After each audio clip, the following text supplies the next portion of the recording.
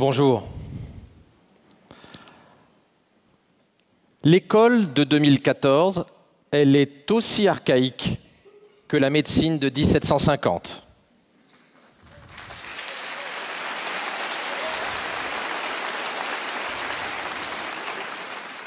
L'école n'a pas évolué depuis plusieurs siècles.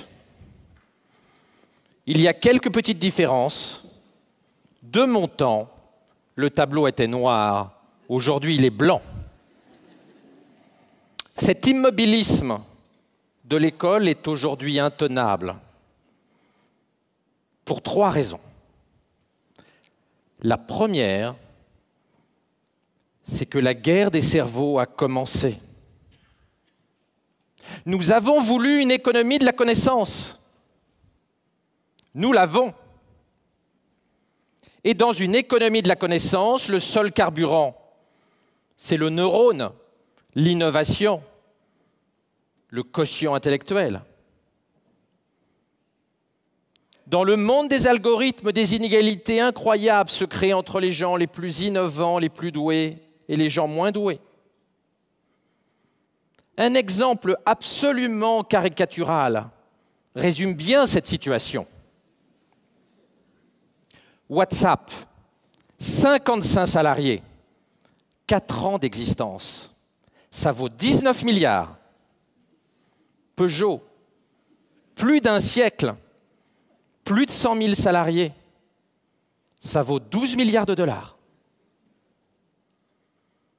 55 petits génies au quotient intellectuel stratosphérique créent plus de valeur économique en 4 ans que plus de 100 000 salariés dans une entreprise qui a plus d'un siècle.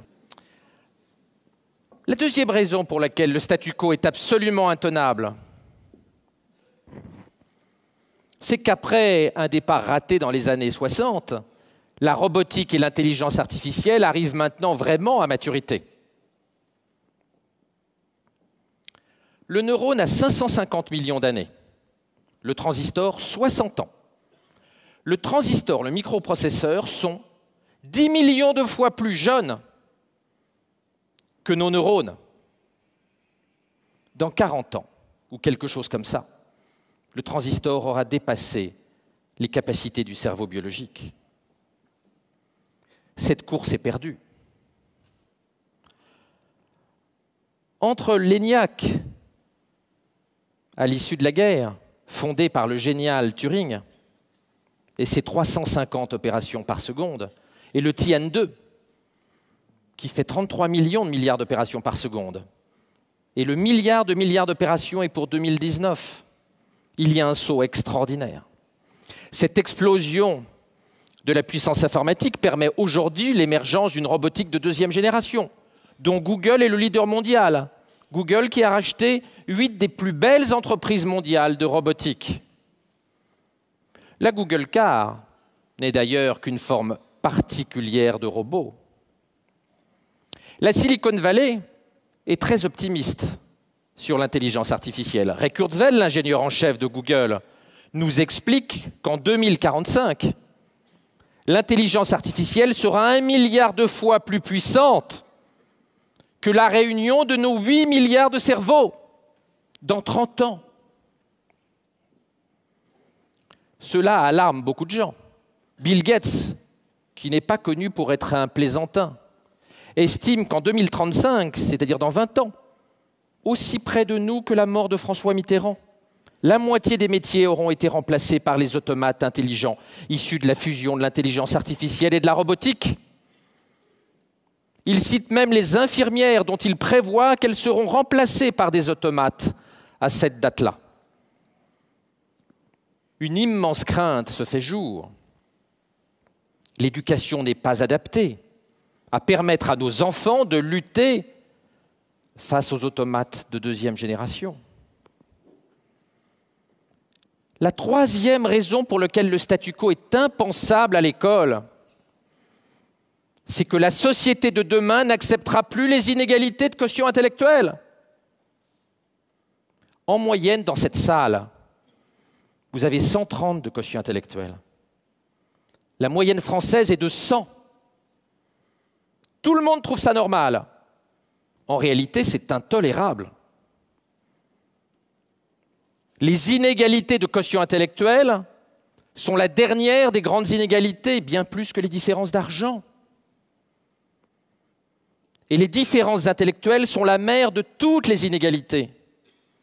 Entre les gens les plus doués et les moins doués, il y a 14 ans de différence d'espérance de vie, un écart de revenus de 1 à 15, d'immenses différences de catégories sociales, de diplômes et d'accès à la culture. En 1750, on acceptait qu'un enfant pauvre meure dans la rue sans soins. Aujourd'hui, c'est intolérable. Aujourd'hui, nous acceptons des inégalités énormes de capacité intellectuelle. La société du futur ne les acceptera plus. En définitive, la révolution des NBIC, c'est-à-dire des nanotechnologies, biotechnologies, de l'informatique et puis de la cognitique, c'est-à-dire l'intelligence artificielle, les neurosciences et la robotique, sont en train de bouleverser la société et de bouleverser le marché du travail. L'école, telle que nous la connaissons aujourd'hui, est absolument disqualifiée pour permettre à nos enfants de se battre dans un monde où les automates intelligents seront omniprésents dans les décennies prochaines.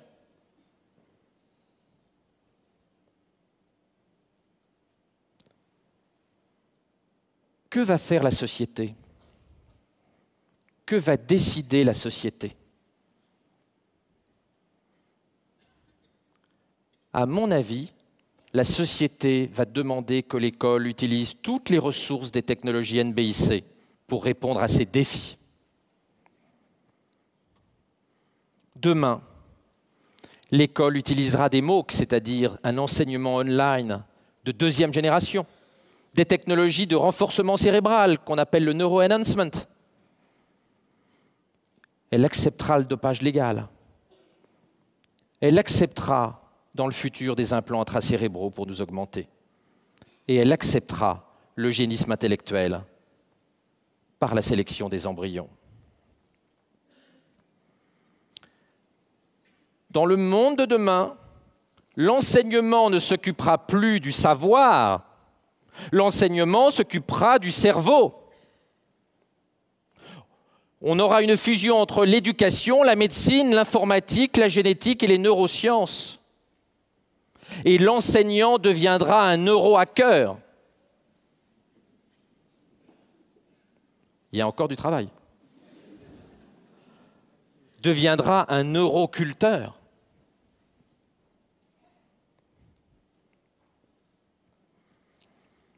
Ce rapprochement entre l'éducation et l'école va devenir naturel. Et l'éducation commencera avant la naissance.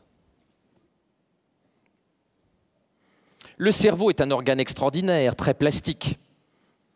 L'environnement, l'école, la stimulation sont fondamentales pour développer notre câblage neuronal et synaptique. Malheureusement, la part génétique de nos capacités intellectuelles est importante. Un peu plus importante qu'on l'imaginait il y a quelques années. Les études récentes, comme celle-là, tendent à montrer qu'environ 60% de nos capacités intellectuelles sont d'origine génétique, pendant qu'un gros tiers est lié à l'influence de la famille, à l'environnement éducatif et à l'école. La Silicon Valley, comme d'habitude, est en avance dans ce combat, pour le meilleur ou pour le pire. Vous avez là le brevet déposé par 23andMe, filiale génomique de Google, dirigée par l'ex-femme de Sergey Brin, le cofondateur de Google, sur le bébé à la carte et la sélection génétique des gamètes pour faire de plus beaux bébés.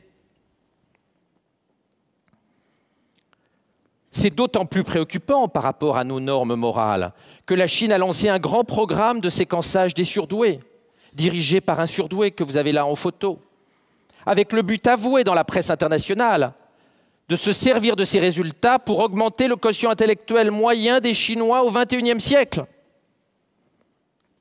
La société va-t-elle résister à utiliser ces technologies-là ?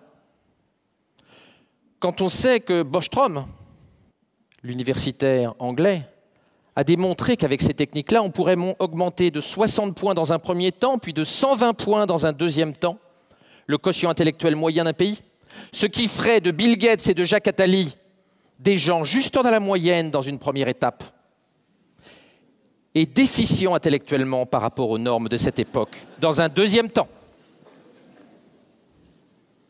Bien sûr, tout ça nous semble très loin de notre vécu. L'eugénisme, c'est pas pour nous. Pourtant, nous avons déjà mis le doigt dans l'engrenage eugéniste. Nous sommes déjà des eugénistes. Nous sommes déjà dans une civilisation eugéniste. Chez nous, ici, 97% des enfants trisomiques sont dépistés, sont avortés.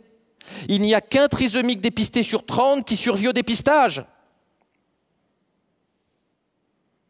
Et aux États-Unis, 28% des Américains se disent prêts à utiliser les technologies de scan génétique pour avoir des bébés plus intelligents. Que feront les parents des 72% restants?